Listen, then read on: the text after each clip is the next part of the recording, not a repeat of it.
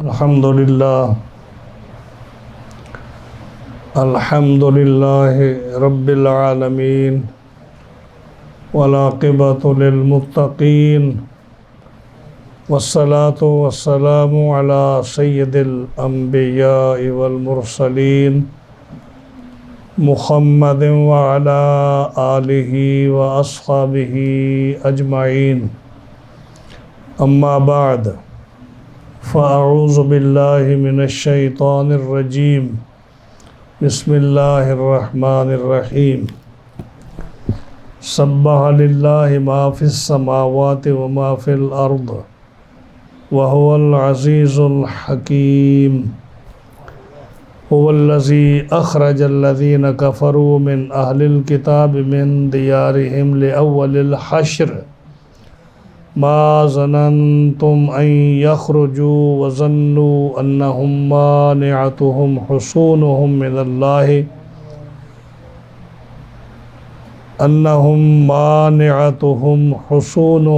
من الله فآتاهم الله من حيث لم يحتسبوا وقذف في قلوبهم الرعب يخربون بيوتهم بأيديهم وأيدي المؤمنين فاعتبروا يا أولي الأبصار ولولا أن كتب الله عليهم الجلاء لعذبهم في الدنيا ولهم في الآخرة عذاب النار ذلك بأنهم شاقوا الله ورسوله ومن يشاق الله فإن الله شديد العقاب ما قطعتم من لينة أو تركتموها قائمة على أصولها فبإذن الله وليخزي الفاسقين صدق الله مولانا العظيم وبلغنا رسوله النبي الكريم الأمين ونحن على ذلك لمن الشاهدين والشاكرين والحمد لله رب العالمين مولاي صل وسلم دائما ابدا على حبيبك خير الخلق كلهم فإن من جودك الدنيا وضرتها ومن علومك علم اللوح والقلم هو الحبيب الذي ترجى شفاعته لكل هول من الأهوال مقتحم محمد سید الکونین والثقلین والفریقین من عرب ومن عجم فإن فضل رسول اللہ لیس له حد فیعرب عنہ ناطق بفمی دعمت دعته النصارى في نبيهم واحكم بما شئت مدحا فيه واحتكمي فمبلغ العلم فيه أنه بشر وأنه خير خلق الله كلهم جاءت لدعوته الأشجار ساجدة تمشي إليه على ساق بلا قدم يا رب بالمصطفى بلغ مقاصدنا واغفر لنا ما مضى يا واسع الكرم ثم الرضا عن أبي بكر وعن عمر وعن علي وعن عثمان ذي الكرم والآل والصحب ثم التابعين لهم أهل التقى والنقى في الحلم والكرم فاغفر لناشدها واغفر لقارئها سألتك الخير يا ذا الجود والكرم مولاي صل وسلم دائما ابدا على حبيبك خير الخلق كلهم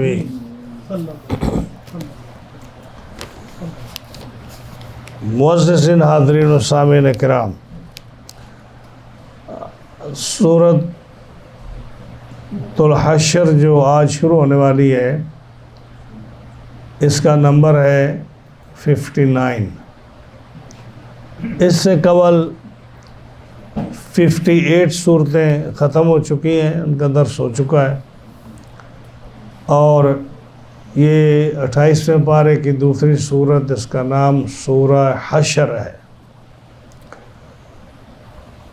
یہ صورت مدنی ہے، یعنی مدینہ پاک میں اس کا نزول ہوا ہے، اور تقریباً اس کا نزول قریب 4 ہجری کے قریب ہوا ہے۔ یہ غزوہ بدر 2 میں ہوا، غزوہ احد 3 میں ہوا، اس کے بعد بنی نذیر کو مدینہ طیبہ سے جلا وطن کیا گیا ہجری 4 میں، اور اسی دوران میں یہ سورت کا نزول ہوا۔ یہ سورت جو ہے اس کے 3 رکوع ہیں، اس کی 24 آیات کریمہ ہیں، اس کے 455 کلمات ہیں، جملے، اور 2016 اس کے حروف ہیں۔ یہ اس کا نام سورہ حشر بھی ہے، اس کا نام سورت بنی نذیر بھی ہے۔ حضرت عبداللہ بن عباس رضی اللہ تعالیٰ عنہما اس کو سورہ بنی نذیر کہا کرتے تھے۔ کیوں؟ کہ بنی نذیر جو یہودیوں کا بہت بڑا قبیلہ تھا مدینہ منورہ میں، اس کو جب مدینہ طیبہ سے نکالا گیا تو ان کا ذکر اس میں ہے، اس لیے سورت کا نام بنی نذیر ہے۔ اور اس کا دوسرا نام جو عام قرآن مجید میں جس کا نام آتا ہے وہ سورہ حشر ہے۔ حشر کا معنی ہوتا ہے لوگوں کو اکٹھا کر کے ان کو کسی مقام پر پہنچانا، یہ حشر ہے۔ تو یہ اس کو حشر اس لیے کہا گیا کہ جب انہوں نے حضور صلی اللہ علیہ وسلم سے کیا ہوا معاہدہ اور جو ٹریٹی تھا اس کو توڑا، مسلمانوں کی مخالفت کی، تو آپ صلی اللہ علیہ وسلم نے ان کو اکٹھا کر کے ان کو کہا کہ تم مدینہ طیبہ سے نکل جاؤ،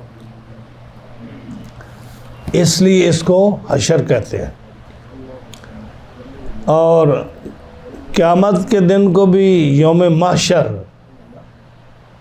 اسی لیے کہتے ہیں کہ وہاں بھی ساری دنیا اکٹھی ہو کر اللہ کی بارگاہ میں حاضر ہوگی اور سب کا حساب کتاب ہوگا۔ اب آج ایک بات اور واضح ہو گئی آپ کے سامنے کہ لوگ، ان کو بہت سارے لوگوں کو یہ شک ہے اور وہ یہ سمجھتے ہیں کہ قیامت جو قائم ہوگی تو یہ عرفات میں قائم ہوگی، یعنی سارے لوگ وہاں جمع ہوں گے جہاں حج ہوتا ہے۔ میں نے پہلے بھی کئی دفعہ کہا ہے، آج بھی کہتا ہوں کہ وہاں لوگ اکٹھے نہیں ہوں گے، محشر حشر وہاں برپا نہیں ہوگا، سیریا میں ہوگا۔ اور آج میں اس کو قرآن مجید کی سے آپ کو بتاتا ہوں کہ حشر جو ہے وہ سیریا میں ہوگا، عرفات میں یا کسی اور جگہ پہ نہیں ہوگا۔ جب رسول اللہ صلی اللہ علیہ وسلم کے ساتھ کیا ہوا معاہدہ یہودیوں نے توڑا، تو آپ نے ان کو حکم دیا کہ تم مدینہ منورہ سے نکل جاؤ، یہاں سے نکل جاؤ اور جو ہے نا واپس چلے جاؤ۔ تو قرآن نے فرمایا هو الذی اخرج الذین کفروا من اہل الکتاب من دیارہم لاول الحشر، کہ یہودیوں کا مدینہ طیبہ کو چھوڑ کر نکل جانا، ان کو نکال دیا جانا، یہ یہودیوں کے لیے پہلا حشر ہے، یہ ان کے لیے پہلا حشر ہے۔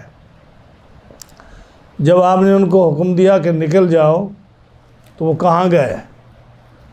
کچھ چلے گئے خیبر میں، کچھ چلے گئے سیریا کے گاؤں اریحا میں،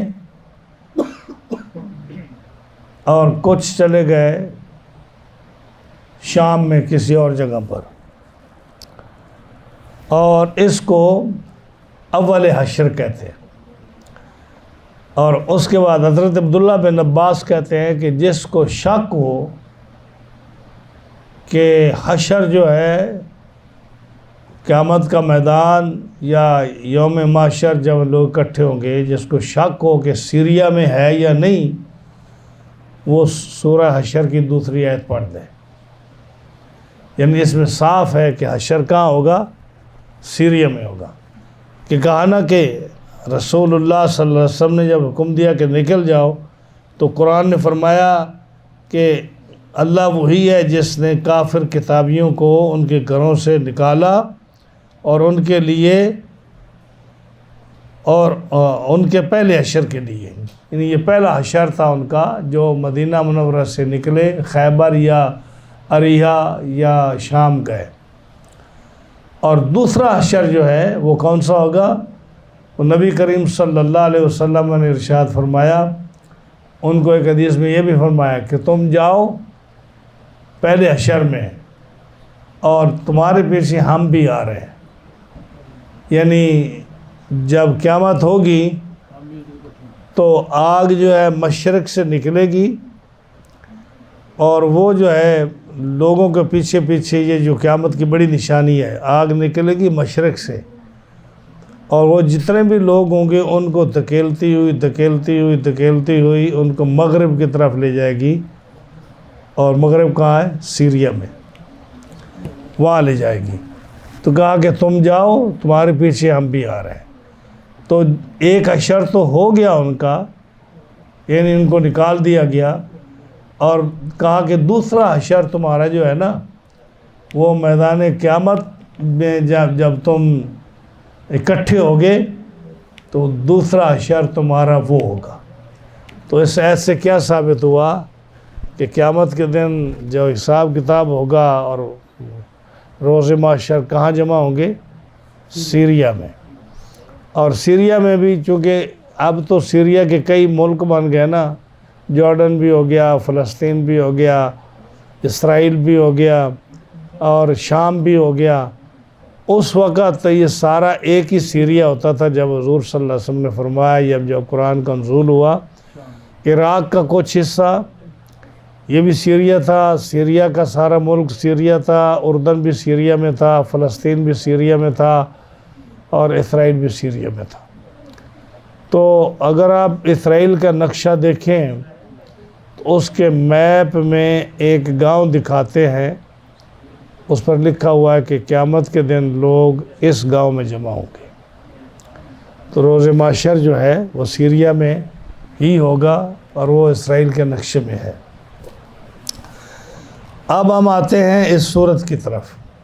بڑا دلچسپ مضمون ہے آج کا، اور اس کے اندر بڑی معلومات ہیں۔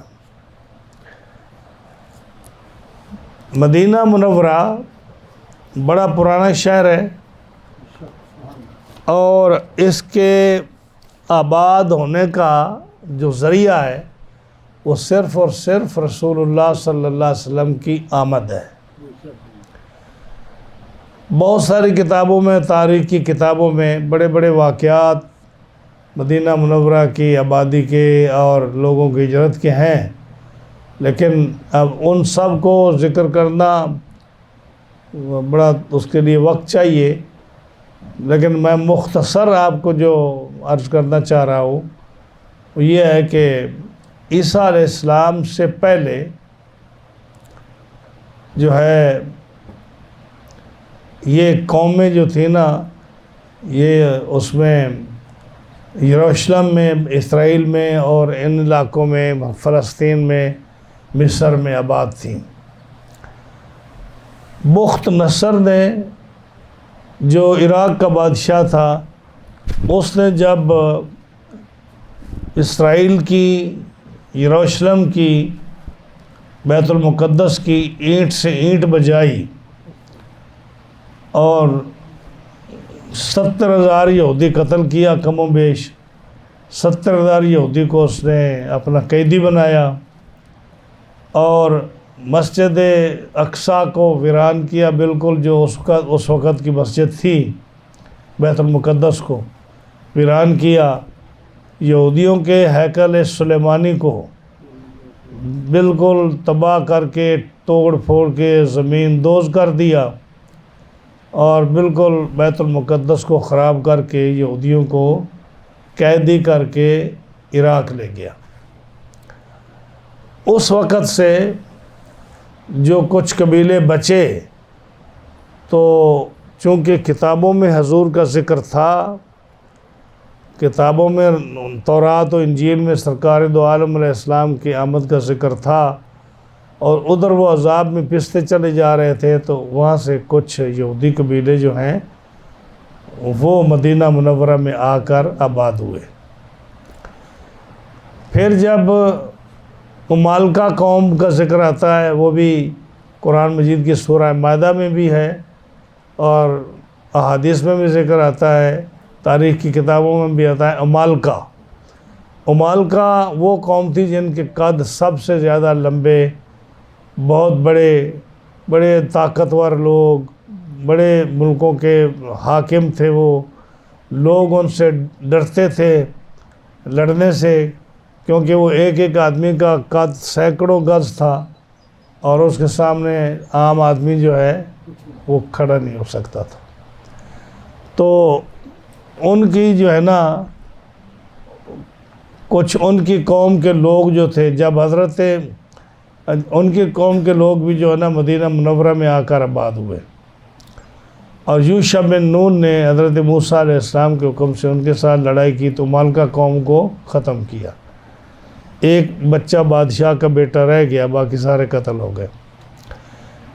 تیسرے لوگ جو وہاں آباد ہوئے وہ یمن کے لوگ۔ یمن بھی بہت پرانی سویلائزیشن ہے، تو جس کا ذکر سورہ سبا میں 22ویں پارے میں آتا ہے کہ جب ان کا وہ جو ڈیم تھا، بہت بڑا ڈیم تھا ان کا، سیل ارم، جب وہ ٹوٹا اور پورا ملک جو ہے وہ تباہ ہو گیا، اناج تباہ ہو گئے، درخت سارے تباہ ہو گئے، لوگوں کے گھر اجڑ گئے، گر گئے، تو وہاں سے کچھ قبیلے سیریا چلے گئے، کچھ جو ہے مدینہ منورہ میں آ گئے، کچھ کسی اور جگہ چلے گئے۔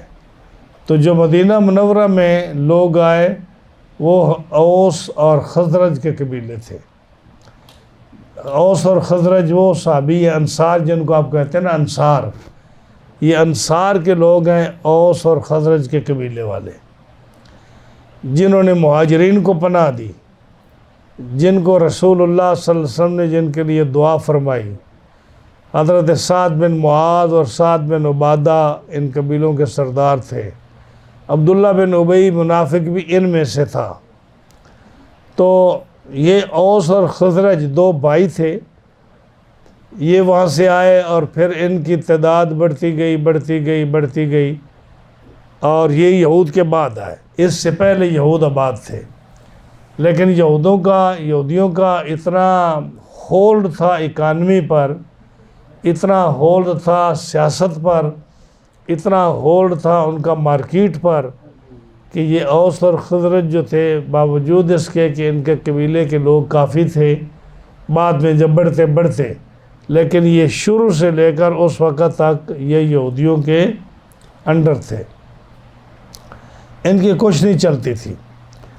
تو ان میں سے جب ایک شخص پیدا ہوا تو اس کے دل میں خیال آیا کہ میں اپنے قبیلوں کو آزاد کراؤں، کیونکہ ہم تو یہودیوں کے ماتحت رہ رہے ہیں اور ہمارا جو ہے یہ بے عزتی والی بات ہے۔ تو وہ اپنے جو دوسرا قبیلہ تھا ان کا یمن سے جو سیریا میں آباد ہوا تھا ان کے پاس گیا، ان سے مدد مانگی، تو وہ آئے اور اس کو پھر انہوں نے ان کی مدد سے یہودیوں کے ساتھ انہوں نے سختی کی، قتل ہوئے یہودی بہت سارے، اور جو باقی بچ گئے پھر وہ ان کے ماتحت ہو گئے، کیونکہ وہ یہود کمزور ہو گئے، اوس اور خزرج جو ہے یہ طاقتور ہو گئے، تو یہ میں آپ کو بتاؤں کہ ایک تو اوس اور خزرج کے قبیلے تھے، 2 قبیلے. یہ شروع میں ان میں اتفاق ہوا، لیکن بعد میں ان کی لڑائی اتنی زیادہ ہوئی ان 2 قبیلوں کی اسلام سے پہلے کہ یہ ایک دوسرے کے ساتھ کتنے 100 سال سے زیادہ عرصہ ہو گیا ان کو لڑتے لڑتے، جس کا ذکر چوتھے پارے کے پہلے اور دوسرے رکوع میں ان کا ذکر آتا ہے.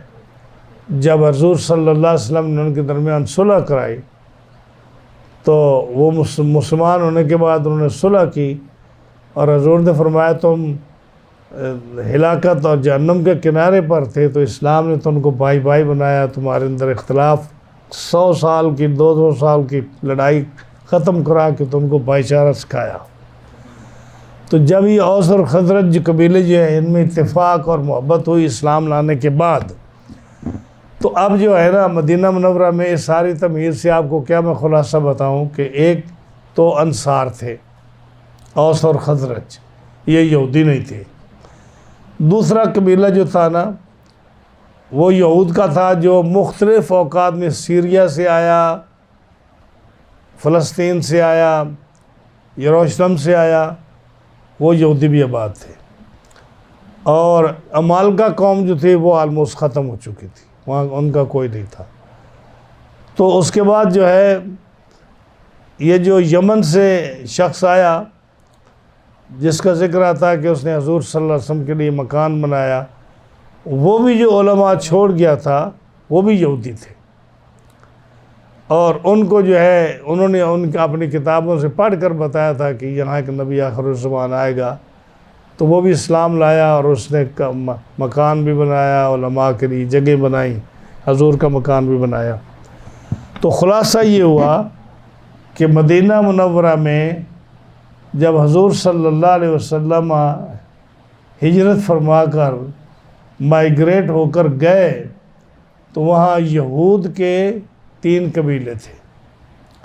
ایک قبیلے کا نام تھا بنی قینوقا، ان کا کام تھا یہ سونے کی دکانیں اور سونے کا کام اور پتل کا کام، یہ برتن بنانا اور تانبے وغیرہ کے کام کرنا، یہ ان کا بزنس تھا ان کا. یہ مدینہ منورہ میں رہتے تھے بنی قینوقا، یہ بھی یہودی تھے. دوسرا قبیلہ تھا بنی نذیر. یہ بنی نذیر قبیلہ جو تھا یہ حضرت ہارون علیہ السلام کی اولاد سے تھے، اور جب سے یہ آئے وہاں سے مدینہ منورہ میں ہی رہ رہے تھے، سینکڑوں سال ہو گئے ان کے آباء و اجداد کو یہاں آئے ہوئے، اور یہ اتنے مالدار تھے، اتنے ان کے پاس اسلحے تھے، ان کے اتنے محل جو تھے، مکان قلعہ نما تھے. انہوں نے اپنی پروٹیکشن کے لیے بڑے مضبوط مکان اور قلعے ایسے بنائے ہوئے تھے کہ ان کا یہ عقیدہ تھا کہ اگر اللہ کا عذاب بھی ہمارے پاس آئے گا تو یہ ہمارا کچھ نہیں بگاڑ سکے گا. اسی آیت پہ 11 ہے جو ان کے الفاظ ہیں. اور اسی قبیلے کے سردار کی بیٹی تھی حضرت صفیہ بنت حیی، جو حضور صلی اللہ علیہ وسلم نے جن کے ساتھ نکاح فرمایا تھا. حضرت صفیہ بنت حیی بن اخطب، یہ اسی قبیلہ بنی نذیر کی لڑکی تھی، جو ایک سردار کی بیٹی تھی، سردار کی بیوی تھی. اس کے ساتھ آپ نے نکاح فرمایا. یہ دوسرا قبیلہ تھا. یہ مدینہ منورہ سے شمال کی طرف بالکل سٹی میں نہیں رہتے تھے، مدینہ منورہ میں 2 میل کے فاصلے پر شمال کی جانب یہ رہا کرتے تھے. ان کے باغات تھے بڑے شاندار، کھجوریں تھیں ایسی کہ جس کا ذکر یہ قرآن مجید میں آیا کہ اتنے خوبصورت درخت تھے کھجوروں کے کہ ایسی کھجوریں اور کسی کے پاس نہیں تھی. یعنی اس کھجور کا نام لینا جو ہے، یہ لفظ آیا ما قطعتم من لینۃ او ترکتموہا. یہ لینت کے کئی معنی ہیں. ایک تو یہ معنی یہ ہے کہ اجوا کے علاوہ جتنے بھی کھجور کے درخت ہیں سب کو لینا کہا جاتا ہے. ایک معنی اس کا یہ ہے کہ لینا لون سے ہے، اور جو سرخ اور پیلا رنگ ہوتا ہے اس کی جو کھجور تھی وہ اس کے درخت تھے اتنے میٹھے اور خوبصورت پھلدار. اور تیسرا اس کا معنی یہ ہے کہ اس کے پھل اتنے نرم تھے کہ دودھ سے زیادہ نرم. کھجور کا پھل جو تھا دودھ سے زیادہ نرم، اور اس کا اتنا شفاف تھا پھل کہ جو گٹھلی ہے وہ کھجور کے اندر نظر آتی تھی کہ یہ گٹھلی ہے، گودے کے اندر سے گٹھلی نظر آتی تھی. اور جب انسان منہ میں ڈالتا تو جو داڑھیں اور دانت ہیں نا ان کے لیے کوئی ذرا بھر بھی رکاوٹ نہ ہوتی، ان کے دانت بالکل اسی آخر تک پہنچ جاتے، اتنی نرم تھی وہ. جیسے نرم کھجوریں آپ کبھی کھائیں تو پتہ چلتا ہے کہ کتنی نرم کھجوریں ہیں. بڑے قیمتی درخت تھے، اور ایک ایک درخت جو تھا نا اس کی پتہ کتنی قیمت تھی. عرب میں جو بہترین اونٹ کی قیمت ہے وہ ایک درخت کی قیمت ہوتی ہے. یہ یہودیوں کے درخت تھے جس کو مسلمانوں نے جلا کر ختم کر کے ان کو نکال دیا اور وہ اتنا نقصان اٹھا کر گئے. تو یہ دوسرا قبیلہ تھا. تیسرا قبیلہ جو ہے وہ تھا بنی قریظہ. یہ بنی قریظہ جو ہے یہ بھی بہت بڑا قبیلہ تھا. تو سب سے پہلا جو ہے قبیلے کے ساتھ جس کو مسلمانوں نے نکالا اور جن کے ساتھ لڑائی کی یا جن کو نقصان پہنچایا وہ قبیلہ بنو قینقاع تھا. اس کے بعد جب حضور صلی اللہ علیہ وسلم مدینہ منورہ گئے تو آپ نے ان لوگوں کے ساتھ، مدینہ والے لوگوں کے ساتھ، اہل مدینہ کے ساتھ آپ نے معاہدہ کیا. چونکہ مسلمان کمزور تھے اور معاہدہ ویسے بھی کمیونٹی کے لیے اہم ہوتا ہے کہ ہر ایک کا اس میں مفاد ہوتا ہے، تو آپ نے سارے یہودیوں کے ساتھ، قبیلہ خزرج اور اوس اور ان سب کے ساتھ آپ نے معاہدہ کیا. معاہدہ یہ ہوا کہ یہودیوں نے کہا، بنی نذیر نے، کہ ہم تمہارے ساتھ لڑائی نہیں کریں گے اور تمہارے دشمنوں کو ہم مدد نہیں دیں گے، تمہارے جو حلیف ہیں، ساتھی ہیں، ان کے ساتھ بھی لڑائی نہیں کریں گے. یہ معاہدہ طے ہو گیا سارے یہودیوں کے ساتھ. اور جو اگر کوئی قتل آدمی ہوتا ہے ان اپنے لوگوں میں، تو اگر اس پر کوئی خون بہا دیت دینی ہوگی تو ہم ساری اکٹھے کر کے نا اس کی طرف سے دیں گے. تو اس طرح کا معاہدہ ہو گیا. جب معاہدہ ہوا تو جب بدر کی لڑائی ہوئی، یعنی ہجرت سے دوسرے سال معاہدہ ہو چکا تھا، بدر کا وقت آ گیا، مسلمانوں کو فتح ہوئی. جب فتح ہوئی تو چونکہ یہ نیا معاہدہ تھا، انہوں نے کہا کہ دیکھا یہ ہے اصل نبی، کیونکہ ہماری کتابوں میں جس نبی کا ذکر ہے کہ ایک نبی آئے گا وہ یہی نبی ہے. دیکھا بدر میں کتنی خوبصورت کامیابی حاصل ہوئی ہے، 3 گنا زیادہ لشکر تھا ان کا، اور ان کو ہلاک کر کے تو ختم کر کے تو مسلمانوں کو فتح نصیب ہوئی. تو یہ کہنے لگے یہ سچا نبی ہے، اصل نبی ہے یہ. اس کے بعد جو ہے پھر چپکلش بھی ہوتی گئی، کیونکہ آپ کو پتہ ہے کہ زیادہ وقت تو ماں بیٹی کے درمیان بھی نہیں گزرتا، خاوند بیوی کے درمیان بھی نہیں گزرتا، بھائی بھائی کے درمیان بھی نہیں گزرتا، باپ بیٹے کے درمیان بھی نہیں گزرتا، دوست کے درمیان بھی قاری صاحب نہیں گزرتا. ہاں جی، کچھ نہ کچھ گڑبڑ ہوتی رہتی ہے. تو جب وقت آیا تو ان کی انہوں نے سازشیں کی. یہودی قوم جو تھی سازشی قوم تھی، شروع سے ہی انہوں نے سازش کی.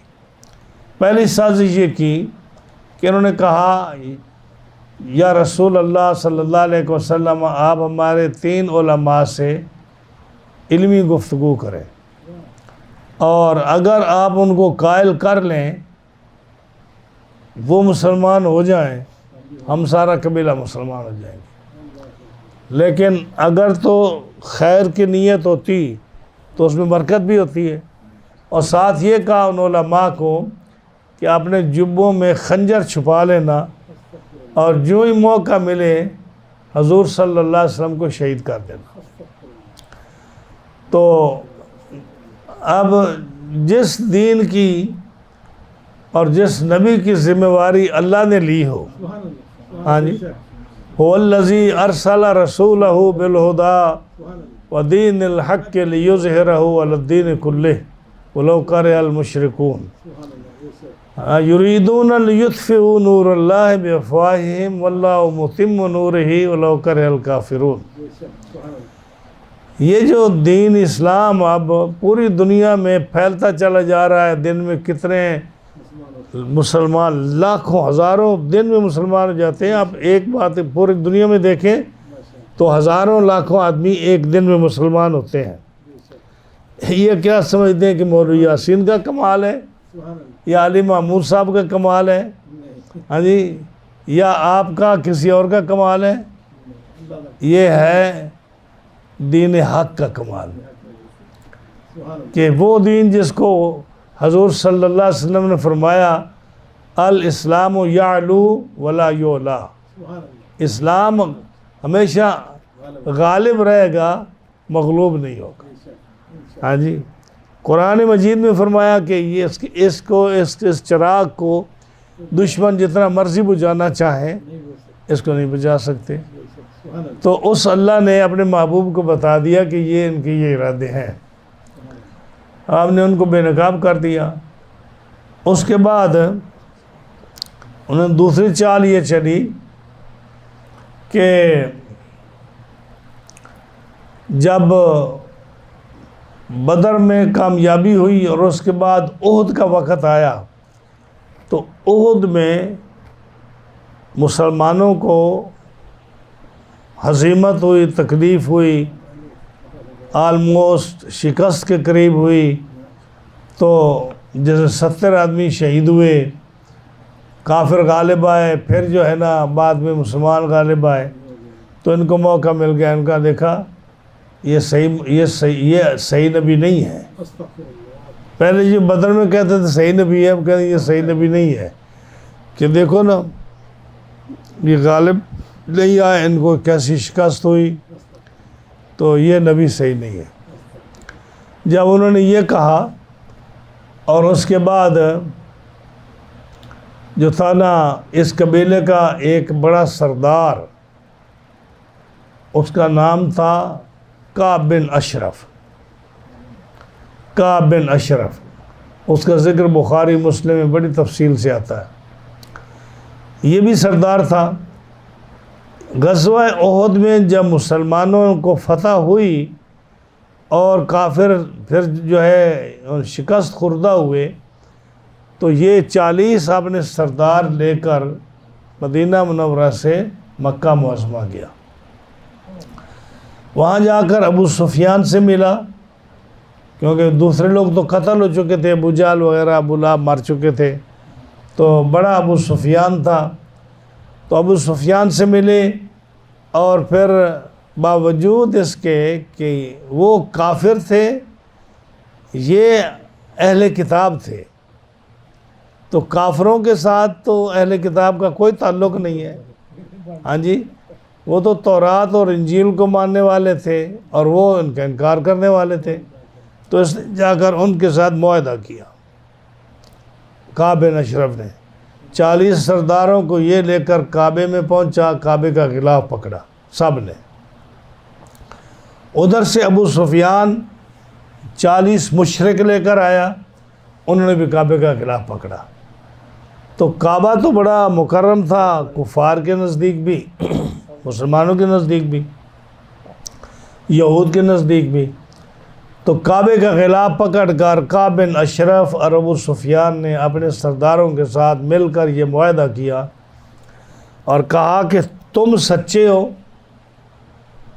یعنی کفار کو کہا کہ تم صحیح ہو، تمہارا مذہب صحیح ہے، تم سچے ہو، اور مسلمان جو ہے نا ان کے خلاف ہم آپ کی مدد کریں گے، آپ لڑائی کے لیے آؤ۔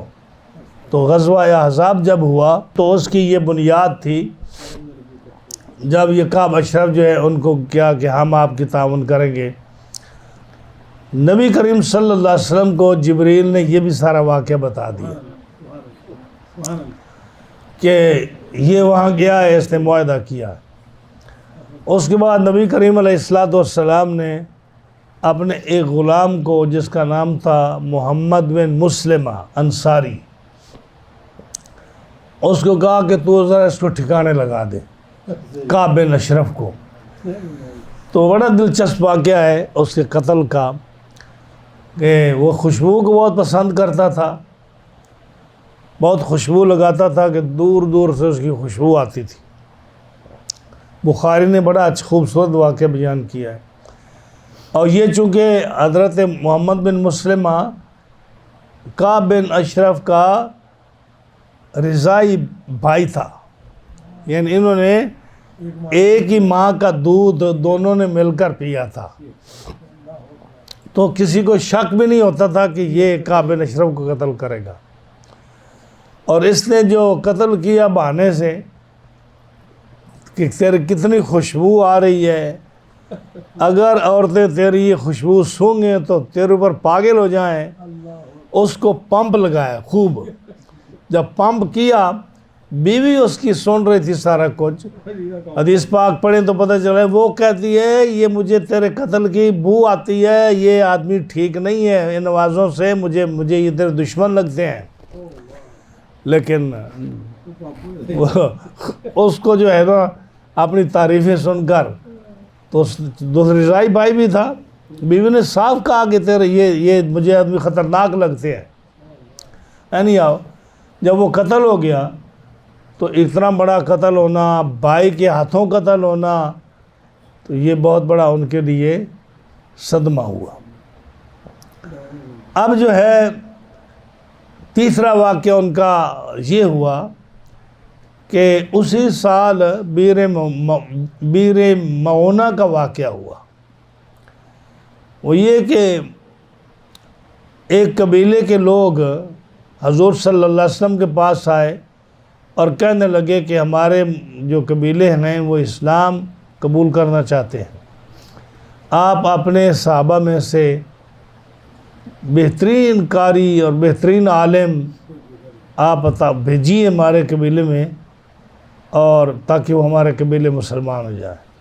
آپ صلی اللہ علیہ وسلم نے صحابہ میں سے 70 صحابہ جو بہترین قاری تھے، عالم تھے، نیک تھے، جن میں حضرت عامر بن فہیرہ بھی تھے جو حضرت ابوبکر صدیق کے غلام تھے، جو ہجرت میں حضور صلی اللہ علیہ وسلم کے ساتھ گئے تھے، ہجرت کر کے، جو جنہوں نے وہ معاہدہ بھی لکھا تھا، کاتب بھی تھے، وہ بھی تھے۔ تو وہ 70 علماء لے کر جب وہ گئے تو وہ سازش تھی۔ آگے جب پہاڑوں میں پہنچے تو انہوں نے آدمی بٹھائے ہوئے تھے، وہ نکل آئے، انہوں نے 68 آدمی شہید کر دیا۔ علماء، بہترین علماء، بہترین جو خطیب تھے، جو مبلغ تھے، 68 کو شہید کر دیا۔ یہ بڑے واقعات سننے والے ہیں، آپ غور سے سنیں ان کو۔ اور ان میں 2 بچ گئے، اور وہ 2 کیسے بچے؟ وہ اونٹ چرانے کے لیے باہر گئے ہوئے تھے، جو وہاں تھے 68 وہ سارے شہید ہوئے۔ آخر میں جو شہید ہوئے حضرت عامر بن فہیرہ ابوبکر صدیق کے غلام، وہ جب ان کو اس کافر نے قتل کیا تو ان کی میت جو ہے وہ آسمانوں پر چلی گئی، اور وہ دیکھ کر حیران ہو گیا۔ زندگی میں نے کبھی نہیں دیکھا کہ آدمی قتل ہو اور وہ آسمانوں پر چلا جائے۔ اب وہ شش پنج کھڑا ہے، اتنے میں وہ آ گئے 2۔ جب وہ 2 آئے تو ان میں سے ایک نے تو کہا کہ مجھے تو حالات اچھے نہیں لگتے، میں نہیں جاؤں گا۔ انہوں نے تیر تلوار نکالی، اخترکش نکالا، اور تیر کے ساتھ ان کے ساتھ لڑنا شروع کر دیا۔ اور دوسرا جو تھا وہ ان کے پاس آیا، تو جو تیر نکال کر لڑ رہا تھا غالباً وہ بھی شہید ہو گیا، اور جو بچ گیا عمر بن امیہ زمری وہ آیا تو اس سے وہ کافر پوچھتا ہے کہ تم کتنے آدمی تھے؟ اس نے کہا ہم 70 تھے. تو کہتا گنے ادھر کوئی مسنگ ہے یا نہیں. اس کو وہ پتہ کرنا چاہتا تھا جو آسمان پر گیا وہ کیا واقعہ ہے. تو جب گنے تو اس نے کہا بھی اس میں ایک مسنگ ہے. آپ کو پتہ کون مسنگ ہے؟ ہاں وہ عامر بن فہرہ مسنگ ہے. وہ کیسا آدمی تھا؟ کہتا کہ ہمارے اس پوری ٹیم میں وہ ٹاپ پر تھا. بڑا نیک تھا, بڑا اچھا مبلغ تھا, وہ حضور کا بڑا قریبی دوست ساتھی تھا, بڑا اچھا مسلمان تھا. اس نے پھر بتایا کہ وہ مسنگ ہے. تو وہ کہاں گیا؟ اس نے کہا وہ آسمان پر چلا گیا. تو کہا وہ ایسا ہی تھا. اس میں کوئی حیرانی کی وہ بات نہیں ہے. وہ اللہ کا بڑا مقبول بندہ تھا, اللہ نے اس کو اپنی حفاظت میں لے لی. اب وہ جو قاتل تھا نا وہ بھی مسلمان ہو گیا, جس نے یہ سارا ظلم کیا نا, وہ جب دیکھا اپنی آنکھوں سے وہ بھی مسلمان ہو گیا. اچھا واقعہ جو میں بتانے والا ہوں, جو بچ گیا تھا نا عمر بن امیہ زمری, یہ واپس آیا اور جب اتنا بڑا واقعہ اپنی آنکھوں کے سامنے ہو تو پھر سچا مسلمان ہو ان کو کیا سوچتا ہے. تو اس نے دیکھا کہ 2 آدمی جو ہے نا وہ جا رہے ہیں اور تھے وہ کافر, مسلمان نہیں تھے. تو اس کو یہ شک پڑا کہ یہ بھی انہی قبیلے کے ہے. اس نے تلوار نکالی, ان دونوں کو قتل کر دیا. عمر بن امیہ نے ان مسلمان نے دونوں کو قتل کر دیا. جب قتل کیا اس کے بعد پتہ چلا جی یہ تو وہ لوگ ہیں جن کے ساتھ ہمارا معاہدہ ہوا ہے کہ لڑائی نہیں لڑنی, صلح کے ساتھ رہنا ہے, اچھی طرح رہنا ہے. تو اب یہ شور مچ گیا, لیکن چونکہ اس نے بھول کر قتل کیا تھا, دشمن سمجھ کر قتل کیا تھا اور کوئی مقصد نہیں تھا, اور معاہدہ یہ تھا کہ معاہدہ اس طرح تھا کہ اگر کوئی آدمی جھگڑا ہو جائے, قتل ہو جائے تو ہم صلح کر لیں گے دے دلا کر کچھ نہ کچھ قصاص اور دیت وغیرہ. تو اب جو دیت مقرر ہوئی وہ مسلمانوں نے اور جتنے ان کے حلیف تھے جن کے ساتھ معاہدہ ہوا تھا انہوں نے سب نے مل کر دینی تھی. تو جو حصہ تھا نا بنی نذیر یہودیوں کا, وہ لینے کے لیے حضور نے ان سے ٹائم مانگا اور ان کے پاس گئے. انہوں نے کہا ٹھیک ہے ہم اپنا حصہ, چونکہ ہم نے معاہدہ آپ کے ساتھ کیا ہے, ہم جو دیت کا حصہ ہے نا وہ ہم آپ کو دیں گے. تو آپ یہاں بیٹھیں اس قلعے کے نیچے اور ہم جو ہے نا وہ چندہ اکٹھا کر کے آتے ہیں. اب میری بات سمجھ رہے ہیں نا آپ لوگ؟ جب وہ گئے تو ادھر سے انہوں نے ایک شخص کو کہا کہ تو چڑھ جا اوپر, جو پہلے پلاننگ تھی, اور بڑا پتھر اوپر سے گرا تاکہ یہ معاملہ بھی ختم ہو جائے. ادھر وہ اوپر چڑھا, ادھر جبریل امین آ گئے اور اٹھا لیا ان کو. ہاں جی, کہ اللہ نے فرمایا کہ یہ سازش آپ کے خلاف ہو رہی ہے. آپ اٹھ گئے اور آپ واپس آ گئے. جب مدینہ منورہ میں آئے تو چونکہ میں نے بتایا نا 2 میل دور شمال میں ان کی مکانات وغیرہ تھے. اب آپ نے کہا کہ 10 دن کے اندر اندر تم شہر خالی کر دو. یہ ہے ان کے نکالنے کا واقعہ. یعنی غزوہ بدر کے بعد بنی قینقاع کو نکالا, غزوہ احد کے بعد تیسری صدی ہجری میں غزوہ احد ہوا, 4 میں بنی نذیر کو نکالا, اور جو اس کے 2 سال بعد غزوہ احزاب ہوا. پھر اس کے بعد بنو قریظہ کو نکالا کیا, ان کو تو 600 آدمی ایک دن میں قتل کیا, ان کا قید کر کے لائے اور ان کو قتل کیا.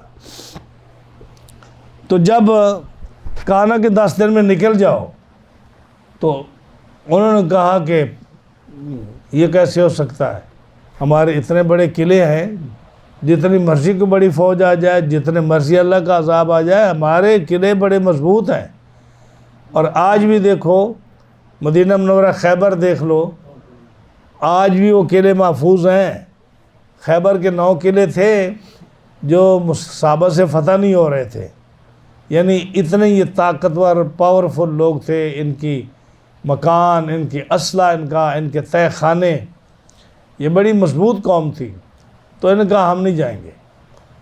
اور جب حضور صلی اللہ علیہ وسلم کو انہوں نے انکار کیا تو آپ نے فرمایا اچھا، فوج بھیجی آپ نے کہ جاؤ ان کو نکالو گھروں سے، مدینہ سے نکل جائے۔ عبداللہ بن ابی رئیس المنافقین، اس نے کہا، ان کو پیغام بھیجا کہ جانے کی ضرورت نہیں ہے، 2000 فوجی میرے پاس ہے، وہ نقشہ بدل دے گا، آپ نے جانا نہیں، کہیں فکر نہیں کرنا۔ تو وہ جب انہوں نے عبداللہ بن ابی کی یہ بات سنی تو کہنے لگے، پیغام بھیجا کہ جی ہم مدینہ نہیں چھوڑ رہے، آپ سے جو ہوتا ہے کر لیں۔ حضور کو یہ پیغام بھیجا، اور اس وقت 10 دن میں سے 4 دن رہتے تھے۔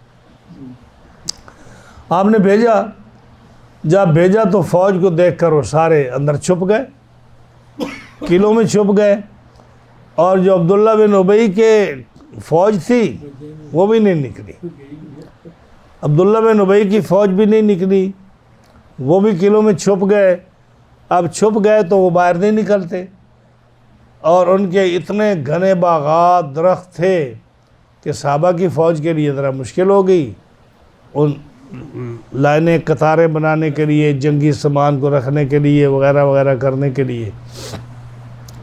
اب جیسے ہم نے شروع میں ذکر کیا کہ ان کے پاس اتنے درخت خوبصورت، اتنی کھجوریں قیمتی، اتنا پھلدار باغات، تو رسول اللہ صلی اللہ علیہ وسلم نے حکم دیا کہ ان کے درختوں کو جلا دو اور کاٹ دو۔ حالانکہ جنگ میں درختوں کو کاٹنا منع ہے، یعنی خود اسلامی جو قوانین ہیں اس میں ہے کہ جب تم جاؤ کسی ملک پر حملہ کرو تو درختوں کو نہ کاٹو، کیونکہ فتح کے بعد یہ تمہارے کام آنے ہیں۔ پھر اگر جو لوگ رہ جائیں گے تو ان کے بھی کھانے پینے کا بندوبست ہے، جانوروں کا بندوبست ہے، جانوروں کو قتل نہ کرو، ان کے جو فارم ہیں ان کو تباہ نہ کرو، باغات کو تباہ نہ کرو۔ لیکن حضور نے فرمایا چونکہ وہ نہیں نکل رہے تھے نا، تو ان کے باغ جلاؤ، تو وہ باہر نکلیں گے۔ اب جب باغ جلائے، اور وہ ایک ایک کھجور کی قیمت جیسے میں نے بتائی ہے کہ وہ بختی اونٹ، سرخ اونٹ سے زیادہ قیمت ایک درخت کی تھی۔ اب جب آپ نے حکم دیا جلاؤ تو وہ باہر نکلے۔ انہوں نے کہا، اے محمد صلی اللہ علیہ وسلم، آپ تو بھلائی کا درس دیتے تھے، آپ تو اچھا درس دیتے تھے، آپ تو کہتے تھے کہ فتنہ نہ پھیلاؤ، آپ تو کہتے تھے کہ نقصان کسی کا نہ کرو، درختوں کا نقصان نہ کرو، عورتوں کو نہ مارو، بوڑھوں کو نہ مارو، کسی کے جو ہے نا چیزوں کو خراب نہ کرو، آپ تو یہ درس دیتے تھے۔ یہ ہم کیا دیکھ رہے ہیں، یہ ہم کیا دیکھ رہے ہیں؟ تو مسلمانوں میں 2 گروہ ہو گئے، مسلمانوں میں 2 گروہ ہو گئے۔ یہ بڑی کام کی باتیں جو آپ کو بتا رہا ہوں، ذرا ذہن میں رکھیے۔ ایک گروہ یہ تھا جو کہتا تھا کہ حضور نے حکم دیا درختوں کو کاٹ دو، جتنا مرضی قیمتی درخت ہے، جتنا مرضی پھلدار درخت ہے، جتنا مرضی قیمتی ہے، اس کو کاٹ دو یا جلا دو۔ دوسرے کہتے ہیں کہ نہیں یار، یہ اچھا کام نہیں ہے، درخت جو ہیں آخر ہمارے پاس ہی آنے نا، یہ چلے گئے تو یہ ہمارا سرمایہ ہے، ہماری ملکیت ہے، ہماری پراپرٹی ہے، ہمارے لوگوں کو اس کا فائدہ ہوگا، تو آپ اس کو نہ جلاؤ۔ اب 2 گروہ ہو گئے نا، تو اب دونوں گروہوں میں سے ظاہر ہے کہ ایک سچا ہونا چاہیے، دوسرا نہیں سچا ہونا چاہیے۔ جو کہتا جلاؤ، حضور نے فرمایا جلا دو یا کاٹ دو۔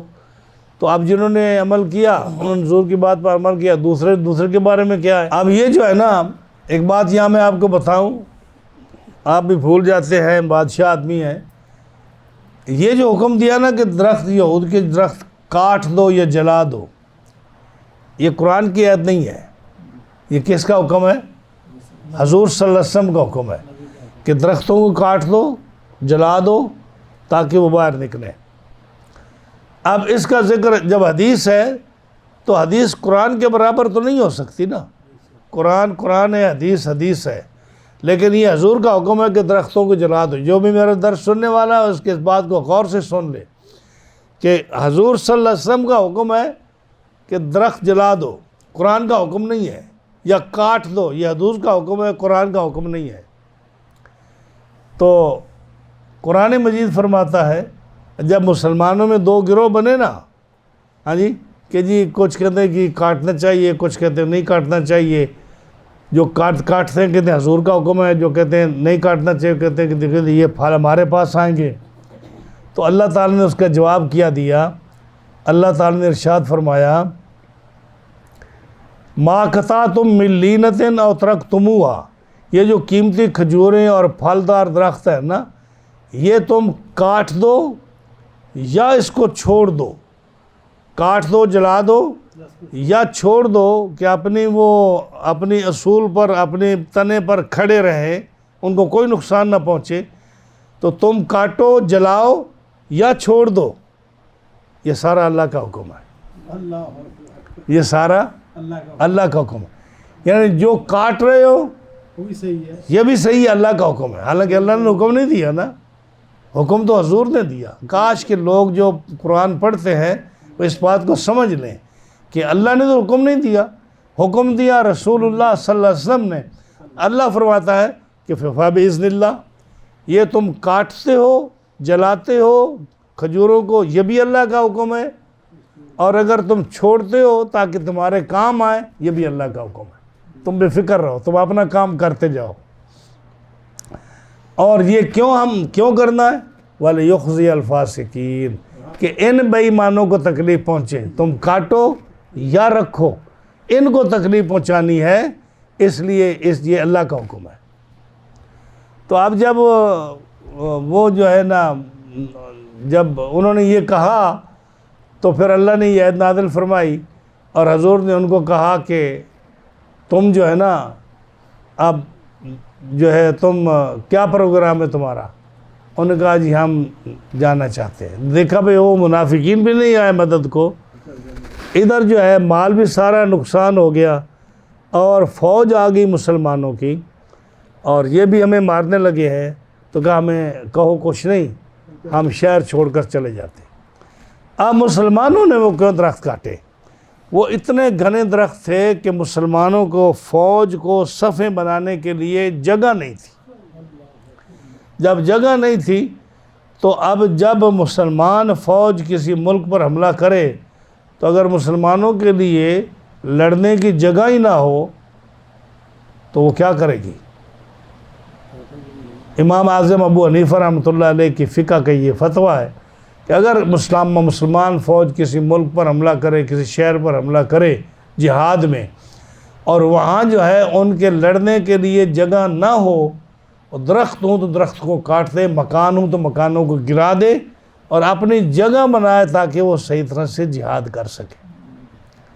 آپ کا کیا خیال ہے؟ یہ جتنے ملک ہیں جب یہ رکاوٹیں دیکھتے ہیں اپنے لیے تو یہ معاف کرتے ہیں کسی کو؟ کہتے ہیں جنگ میں سب جائز ہے۔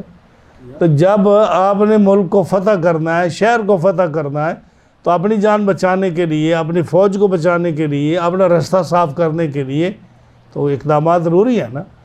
تو انہوں نے جب وہ کاٹے، اب ان کو حکم ہوا، اچھا وہ کہنا کہ ہم جاتے ہیں۔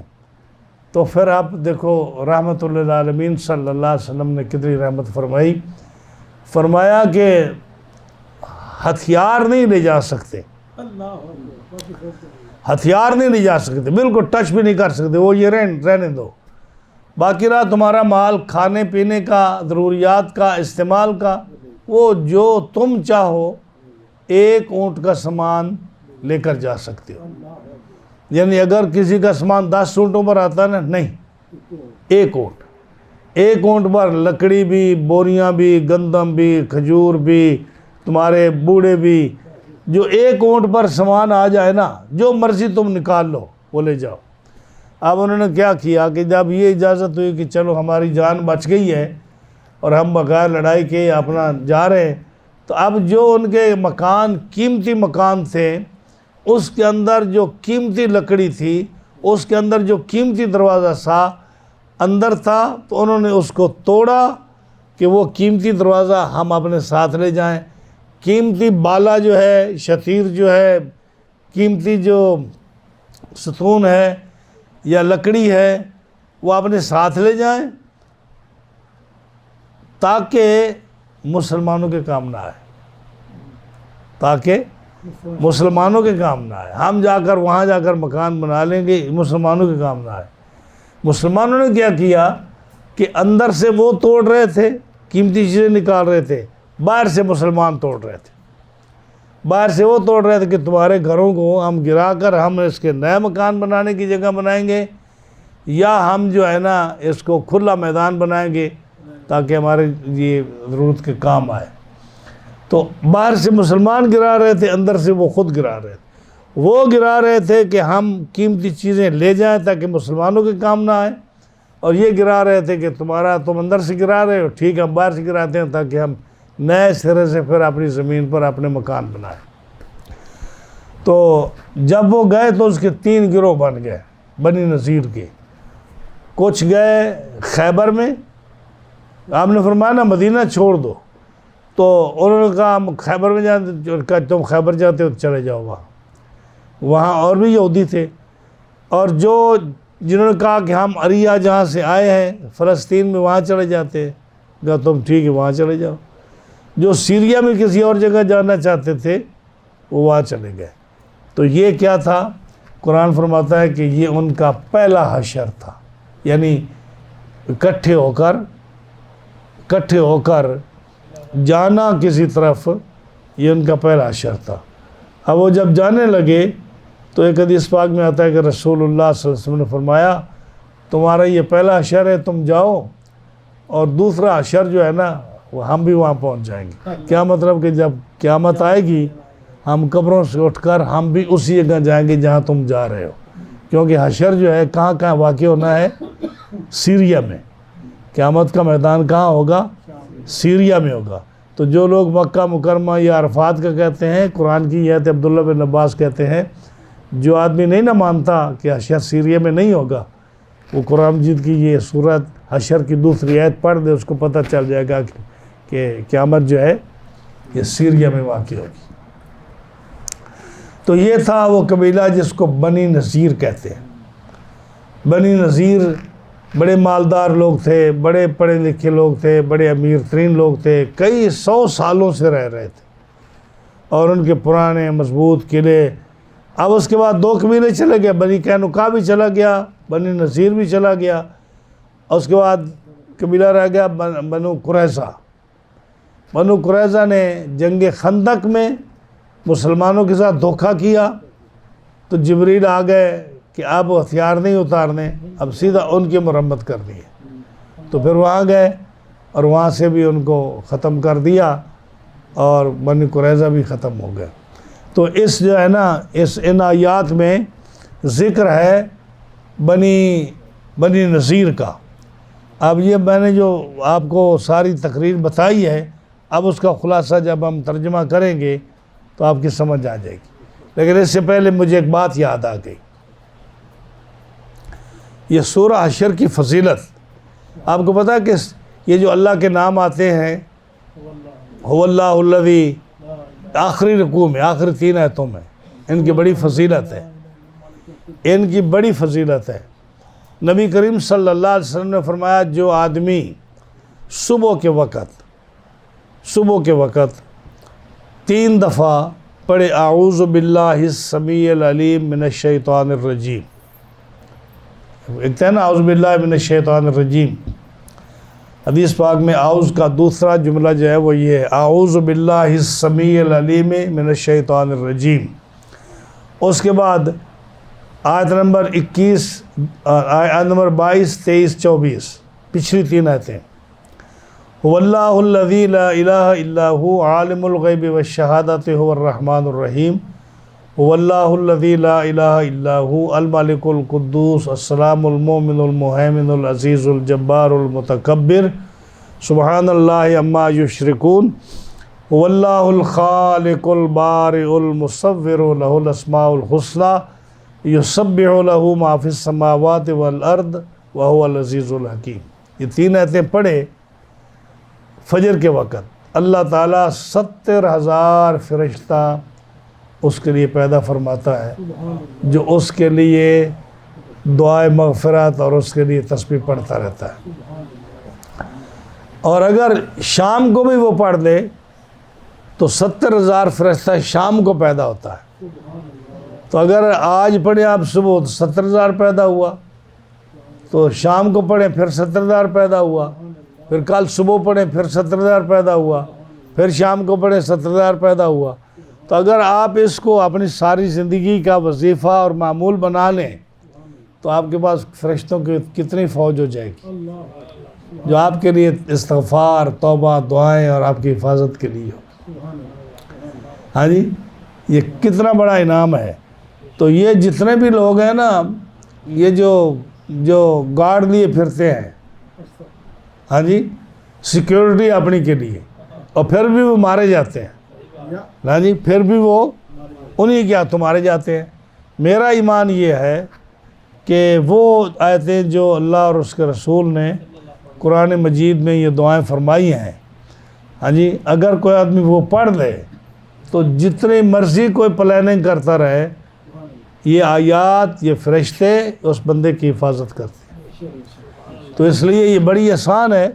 70,000 فرشتہ آپ کی حفاظت کے لیے صبح ہے، 70,000 فرشتہ آپ کی حفاظت کے لیے شام کو ہے. پڑھنا ان کی 3 آیتیں پڑھنی ہے. یا جو صورت ہے، میں نے کئی دفعہ بتایا، سورۃ انعام جو ہے 7ویں پارے کی، اس کی پہلی 3 آیتیں صبح شام پڑھ دیں، 40,000 فرشتہ اس میں پیدا ہوتا ہے. 40,000. یا اگر سورہ توبہ کی آخری آیت حسبی اللہ لا الہ الا هو علیہ توکلت وہو رب العرش العظیم، یہ 10 دفعہ صبح پڑھ لیں، 10 دفعہ شام پڑھ لیں. کوئی چیز ایسی ہے ہی نہیں جو آپ کو نقصان پہنچا سکے. سمجھ آئی نا؟ تو یہ اس کی صورت کی فضیلت ہے ان 3 آیات کی. اور میں نے اور جو پڑھا ہے وہ یہ ہے کہ جن کو یہ جنات اور یہ آسیب اور اس طرح کا پرابلم ہو نا، تو وہ پچھلی 4 رہتے ہیں. یہاں 3 کا ذکر ہے نا، 4 رہتے ہیں. لو انزلنا ھذا القرآن 21، 22، 23، 24. لو انزلنا ھذا القرآن علی جبل لرأیتہ خاشعا متصدعا من خشیۃ اللہ. یہ اس لے کر آخر تک یہ 4 آیتوں کا وظیفہ کرے اور پانی پر دم کر کے پیے پلائے اور اس کو عمل میں رکھے تو وہ سحر، جادو، آسیب اور ان چیزوں سے بھی وہ محفوظ رہتا ہے. قرآن مجید کی آیات ہیں جو آپ کو ہر قسم کی پروٹیکشن دیتی ہیں، لیکن یہ کہ اگر آپ ان کا وظیفہ رکھیں، ان کو طریقے سے پڑھیں، ان پر عمل کریں، تو آپ کی مشکلات آسان ہوں گی اس سے. اب یہ فرمایا کہ بسم اللہ الرحمن الرحیم، سبح للہ ما فی السماوات و ما فی الارض. اللہ کی تسبیح بیان کرتی ہے یا اللہ کی پاکی بولتا ہے ما فی السماوات و ما فی الارض، جو کچھ آسمانوں میں اور جو کچھ زمین میں ہے. یہ ایک ہوتا ہے عربی زبان میں من، ایک ہوتا ہے ما. من ہوتا ہے عقل مندوں کے لیے جو عقل رکھتے ہیں، اور ما ہوتا ہے جو شعور رکھتے ہیں جن میں عقل نہیں ہوتا. تو انسان جو ہے اور جنات جو ہیں ان میں عقل ہوتا ہے، اس لیے ان کو حکم ہوتا ہے وما خلقت الجن والانس الا لیعبدون، کہ تمہیں عبادت کے لیے پیدا کیا. باقی فرشتے، یہ جانور، بحری سمندری جانور، ہوا کے جانور، جنگلوں کے جانور، زمین کے جانور، یہ حشرات الارض جو زمین کے اندر کیڑے مکوڑے وغیرہ ہوتے ہیں، یہ ساری چیزیں جو ہے نا ان میں عقل نہیں ہے. اس لیے ان پر جو ہے نا یہ حکم نہیں لگتا کہ تم نماز پڑھو، روزہ رکھو، یہ کرو وہ کرو. تو اللہ فرماتا ہے کہ یہ ما فرمایا نا کہ جتنی بھی چیزیں ہیں آسمانوں اور زمینوں میں، ایک انسان اور جن کے علاوہ کوئی بھی اللہ کی نافرمانی نہیں کرتا. اس لیے ماں کا جملہ بولا نا کہ جن میں عقل نہیں ہے، شعور ہے، یہ ساری چیزیں چاہے اس میں جان ہے یا جان نہیں ہے، ان کی زبان تمہیں سمجھ آتی ہے یا نہیں آتی، لیکن وہ اللہ کی تسبیح اپنی زبان میں بیان کرتی ہے، اور اگر کوئی اللہ کی نافرمانی کرتا ہے تو وہ جن اور انسان ہے، اس لیے من کا لفظ نہیں بولا، ماں کا لفظ بولا۔ جیسے حدیث پاک میں آتا ہے نا کہ آپ نے فرمایا کہ ایک کھجور کی ٹہنی جو ہے قبر کے اوپر رکھو، آپ نے 2 حصے کیے، قبر پر رکھا، اور کیا فرمایا کہ جب تک یہ تر رہے گی عذاب نہیں ہوگا۔ کیوں؟ وہ اللہ کا ذکر کرے گی، اللہ کا۔ اور آپ جب دیکھو، جب یہ قبر پر آپ پھول رکھتے ہیں، پودا لگاتے ہیں، درخت لگاتے ہیں، قبروں پر گھاس لگاتے ہیں، تو اس کا کیا مطلب ہوتا ہے؟ اس کا یہی مطلب ہے کہ یہ گھاس، یہ درخت تر جو ہے، یہ اللہ کا ذکر کرتے ہیں، اللہ کی تسبیح بیان کرتے ہیں، حالانکہ ہمیں تو نہیں سنائی دیتی، ہمیں تو پتہ ہی نہیں چلتا۔ تو حدیث بتاتی ہے کہ اللہ کا ذکر کرتی یہ چیزیں، اس لیے اللہ کا عذاب نہیں آتا ان قبروں پر۔ مسلمان کی قبروں پر اگر یہ ڈالا جائے تو مسلمان کو عذاب نہیں ہوتا، کیونکہ وہ اللہ کا ذکر کر رہا ہے۔ اسی طرح فرمایا آسمانوں اور زمینوں میں جو بھی چیز ہے اس میں عقل نہیں ہے اللہ کی مخلوق، تمہیں سمجھ آئے یا نہ آئے، وہ سارا اللہ کا ذکر کرتی ہے۔ جیسے فرمایا وَإِن مِّن شَيْءٍ إِلَّا يُسَبِّحُ بِحَمْدِهِ وَلَٰكِن لَّا تَفْقَهُونَ تَسْبِيحَهُمْ، کوئی بھی شے ایسی نہیں جو اللہ کا ذکر نہ کرتی ہو، لیکن تم اس کی تسبیح کو سمجھتے نہیں۔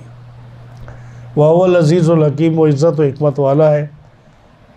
آگے فرمایا هُوَ الَّذِي أَخْرَجَ الَّذِينَ كَفَرُوا مِنْ أَهْلِ الْكِتَابِ مِنْ دِيَارِهِمْ لِأَوَّلِ الْحَشْرِ، اللہ وہی ہے جس نے کافر کتابیوں کو، کافر کتابی کون سے تھے؟ بنی نذیر قبیلے کے یہودی، کافر کتابیوں کو ان کے گھروں سے نکالا، من دیارہم لأول الحشر، ان کے پہلے حشر کے لیے، یعنی جیسے قیامت کو جائیں گے نا وہ دوسرا حشر ہوگا، یہ پہلا حشر تھا، ان کو مدینہ سے نکالا کہ جاؤ اپنے سیریا کی طرف۔ ما ظننتم ان یخرجوا، تمہیں گمان نہیں تھا کہ وہ نکلیں گے، یعنی وہ اتنے مضبوط قلعے بنا کر، اتنے مضبوط گھر بنا کر، اتنے پرانے سو کئی صدیوں سے رہنے والے، تمہیں گمان بھی نہیں تھا کہ وہ نکلیں گے۔ وَظَنُّوا أَنَّهُمْ مَانِعَتُهُمْ حُصُونُهُم مِّنَ اللَّهِ، اور ان کا یہ خیال تھا، وہ سمجھتے تھے کہ ان کے قلعے انہیں اللہ سے بچا لیں گے۔ یہ قرآن فرماتا ہے کہ ان کا خیال تھا کہ اللہ بے شک آ جائے، یعنی اللہ کا عذاب جتنا مرضی آ جائے، ان کے قلعے اتنے مضبوط ہیں کہ وہ اللہ آ جائے تو اللہ کے عذاب سے وہ قلعے انہیں بچا لیں گے۔ لیکن کتنی بیوقوفی کی بات ہے۔ فَآتَاهُمُ اللَّهُ مِنْ حَيْثُ لَمْ يَحْتَسِبُوا، تو اللہ ان کے پاس آیا جہاں سے ان کا گمان بھی نہیں تھا۔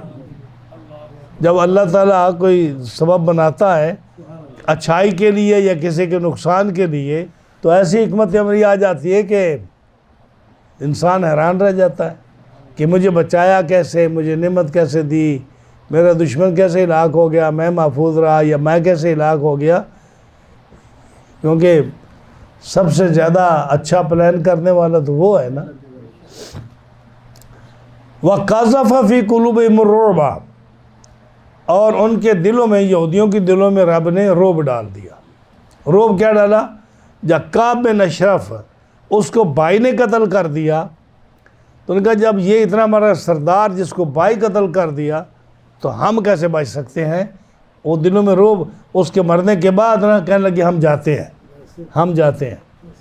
تو پھر عبداللہ بن ابی نے ان کو روکا نا کہ میری 2000 فوج ہے، تم نہیں جاؤ۔ ہاں جی، یخربون بیوتہم بایدیہم وایدی المؤمنین، اپنے گھروں کو ویران کرتے ہیں۔ میں نے بتایا نا کہ اندر سے اپنے گھروں کو اپنے ہاتھوں سے ویران کرتے ہیں۔ کتنے خوبصورت بنائے، کتنے مہنگے بنائے، قیمتی لکڑی شیشے لگائے، اب وہ توڑ رہے ہیں اپنے ہاتھوں سے اندر سے۔ وایدی المؤمنین، اور مومنوں کے ہاتھوں سے بھی توڑوا رہے ہیں، اندر سے خود توڑ رہے ہیں، باہر سے مومن توڑ رہے ہیں ان کو۔ اللہ فرماتا ہے اب ہمیں سب کو، پوری اپنی مخلوق کو اللہ فرماتا ہے، سنیے، فَاعْتَبِرُوا يَا أُولِي الْأَبْصَارِ، فَاعْتَبِرُوا يَا أُولِي الْأَبْصَارِ، او آنکھوں والو، سمجھ والو، عقل والو، سمجھ بوجھ رکھنے والو، فَاعْتَبِرُوا، کوئی سمجھ سے کام لو۔ یعنی جب اتنے مضبوط لوگوں کو اللہ تعالیٰ ان کو جلا وطن کر دیتا ہے، وہ اپنے ہاتھوں سے چیزیں توڑ رہے ہیں، ان کے کیلے ان کے کام نہیں آ رہے، تو فَاعْتَبِرُوا يَا أُولِي الْأَبْصَارِ، اے مسلمانوں تم اپنی چیزوں پر بھروسہ کیسے کر سکتے ہو؟ ہاں جی، یعنی عالم دین کو اپنے علم پر بھروسہ نہیں کرنا چاہیے کہ میرا علم مجھے بچا لے گا۔ کس پر بھروسہ ہونا چاہیے؟ اللہ پر۔ نیک آدمی کو اس کی اپنی نیکی پر، اپنی عبادت پر بھروسہ نہیں ہونا چاہیے کہ میں اس کی وجہ سے میں جنت میں چلا جاؤں گا۔ کس پر بھروسہ ہونا چاہیے؟ کسی فوج کو، ملک کو اپنے اسلحے پر، اپنی فوج پر بھروسہ نہیں ہونا چاہیے کہ ہم فتح و کامیابی حاصل کر لیں گے۔ کسی دولت مند کو اپنی دولت پر یہ بھروسہ نہیں ہونا چاہیے کہ میری دولت تمہیں بچا لے گی۔ کس پر بھروسہ ہونا چاہیے؟ یہ مطلب ہے فَاعْتَبِرُوا يَا أُولِي الْأَبْصَارِ۔ جب آپ نے یہ فرمایا نا تو صحابہ نے پوچھا یا رسول اللہ صلی اللہ علیہ وسلم، آپ فرماتے ہو کہ یہ نیکی پر بھروسہ نہ کرو کیونکہ یہ تمہیں جنت میں نہیں لے جائے گی، اس کا کوئی بھروسہ نہیں، تو یا رسول اللہ صلی اللہ علیہ وسلم آپ بھی اپنی نیکیوں پر بھروسہ نہیں کرتے؟ فرمایا نہیں، میں بھی اس پر بھروسہ نہیں کرتا کہ مجھے میری نیکیاں جنت میں لے جائیں گی۔ تو یا رسول اللہ پھر آپ کس پر بھروسہ کرتے ہیں؟ فرمایا اگر اللہ کا حکم، اللہ کا رحم، اس کا کرم اگر میرے شامل حال ہوگا تو میں بھی جنت میں جاؤں گا۔ ہاں جی، کیسا سبق ہے؟ اگر میرے اللہ کا کرم اور فضل میرے شامل حال ہوگا تو میں بھی جنت میں جاؤں گا، اپنے اعمال سے میں بھی نہیں جاؤں گا۔ اب یہ لوگ جو کسی چیز کا دم پکڑ لیتے ہیں، پوری بات نہ سمجھی نا، پوری بات کو سمجھا بھی نہیں، لیا بھی نہیں، دم پکڑ لیا، کہا دیکھو یہ کتاب میں یہ لکھا ہوا ہے۔ ان کو آپ کیا سمجھائیں گے جن کے اندر عقل ہی نہیں ہے؟ جب ہر مسلمان یہ کہتا ہے کہ اللہ کا نبی بھی یہ فرما رہا ہے کہ میں اللہ پر بھروسہ کرتا ہوں، اپنے عمل پر بھروسہ نہیں کرتا، تو پھر ادھر کی پکڑنی ادھر کی پکڑنی، تمہارا یہ عقیدہ ہے، تم یہ کہتے ہو، تم یہ کہتے ہو، تم یہ کہتے ہو، تو جہالت ہی ہے نا۔ کیا کوئی مسلمان اللہ کی جگہ کسی اور کو دیتا ہے؟ کیسے وہ مسلمان ہو سکتا ہے؟ یہ کہنا کہ یہ فلاں یہ کہتا ہے، فلاں یہ کہتا ہے، فلاں یہ کہتا ہے، فلاں کا یہ عقیدہ ہے، جہالت ہے یہ۔ اللہ فرماتا ہے فَاعْتَبِرُوا يَا أُولِي الْأَبْصَارِ، اوے عقل والو، سمجھ والو، بوجھ والو، عبرت حاصل کرو، صحیح بات کیا کرو۔ وَلَوْلَا أَن كَتَبَ اللَّهُ عَلَيْهِمُ الْجَلَاءَ لَعَذَّبَهُمْ فِي الدُّنْيَا۔ اللہ فرماتا ہے کہ اللہ نے اس بنی نذیر قبیلہ جو تھا اس کی قسمت میں کیا لکھ دیا کہ یہ شہر چھوڑ کر چلا جائے گا۔ تقدیر سمجھتے ہیں نا، یہ ان کی تقدیر میں اللہ نے کیا لکھا تھا؟ یہ قبیلہ شہر چھوڑ کر یہ سیریا، اریحا، خیبر یہ چلا جائے گا۔ اگر اللہ تعالیٰ ان کی قسمت میں یہ نہ لکھتا، تقدیر میں یہ نہ لکھتا کہ یہ چھوڑ کر چلے جائیں گے، تو پھر ان کے ساتھ کیا اشر ہوتا؟ پھر ان کے ساتھ وہ اشر ہوتا جو بنو قریظہ کے ساتھ ہوا، جیسے وہ ایک دن میں 600 آدمی قتل ہو گیا، ان کے بھی سارا قبیلہ قتل ہو جاتا۔ دیکھیں فرمایا وَلَوْلَا أَن كَتَبَ اللَّهُ عَلَيْهِمُ الْجَلَاءَ لَعَذَّبَهُمْ فِي الدُّنْيَا۔ فرمایا اگر نہ ہوتا کہ اللہ نے ان پر گھر سے اجڑنا لکھ دیا تھا، اگر اللہ نے ان کے گھر کا اجڑنا، ان کو شہر چھوڑ کر جانا، جلا وطن ہونا، اللہ اگر یہ نہ لکھتا تو پھر کیا ہوتا؟ لعذبہم فی الدنیا، تو دنیا ہی میں ان پر عذاب فرماتا۔ اور دنیا کا عذاب کیا تھا؟ جیسے بنی نذیر کو بنی قریظہ کو قتل کیا، یہ بھی سارے قتل ہو جاتے، لیکن اللہ نے ان کے لیے لکھا کہ یہ چھوڑ کر چلے جائیں۔ باقی رہا آخرت کا عذاب یہودیوں کے لیے، فرمایا وَلَهُمْ فِي الْآخِرَةِ عَذَابُ النَّارِ، اور ان کے لیے آخرت کا آگ کا عذاب ابھی باقی ہے، وہ نہیں معاف ہوا۔ ہاں جی، وہ پکی بات ہے، ان کو آخرت کا عذاب یہودیوں کو، ان بنی نذیر قبیلے کو ملے گا۔ دنیا کے عذاب سے وہ بچ گئے، آخرت کا عذاب ان کے لیے باقی ہے۔ اچھا، یہ اللہ نے ان کے ساتھ کیوں کیا؟ اتنا بڑا عذاب کیوں دیا؟ آخرت کا عذاب بھی اور دنیا بھی ان کو ذلیل کیا، کیوں؟ ذالک بأنہم شاقوا اللہ ورسولہ، اس لیے کہ وہ اللہ اور اس کے رسول سے پھٹے رہے، دور رہے، مخالفت کی انہوں نے، اللہ اور رسول کی مخالفت کی، اس لیے اللہ نے ان کو عذاب دیا۔ وَمَن یشاق اللہ، اور جو اللہ اور اس کے رسول سے جو دور رہے، اللہ اس کو سخت عذاب دیتا، اللہ اس کو سخت عذاب دے، اس لیے ان کو عذاب ہوا۔ آخری آیت، ما قطعتم من، اب جو جن لوگوں نے، وہ میں نے بتایا تھا نا کہ انہوں نے درخت کھجور کے کاٹے، تو کئیوں نے کہا ہم نہیں کاٹتے، تو اب یہ شک میں پڑ گیا کہ صحیح کون سا ہے، کاٹنے والا یا نہ کاٹنے والا؟ تو اللہ نے فرمایا ما قطعتم من لینۃ، جو درخت تم نے کاٹے، او ترکتموہا قائمۃ علی اصولہا، یا ان کی جڑوں پر قائم چھوڑ دیے، کاٹے یا ان کو صحیح سلامت چھوڑ دیا، فبإذن اللہ، یہ سب اللہ کے حکم سے تھا، یہ سب اللہ کے حکم سے تھا۔ وَلِيُخْزِيَ الْفَاسِقِينَ، اور یہ اس لیے تھا تاکہ ان فاسقوں کو، یہودیوں کو، ذلیلوں کو ذلیل کیا جائے۔ تو ان کی آنکھوں کے سامنے ان کے درخت کاٹے گئے، مکان گرائے گئے، تو یہ ذلیل ہوئے، اور یہ اللہ کا حکم تھا کہ تم ان کو ایسا ذلیل کر کے نکالو۔ تو یہ تھا سورۃ حشر کی پہلی 5 آیات کریمہ کا درس۔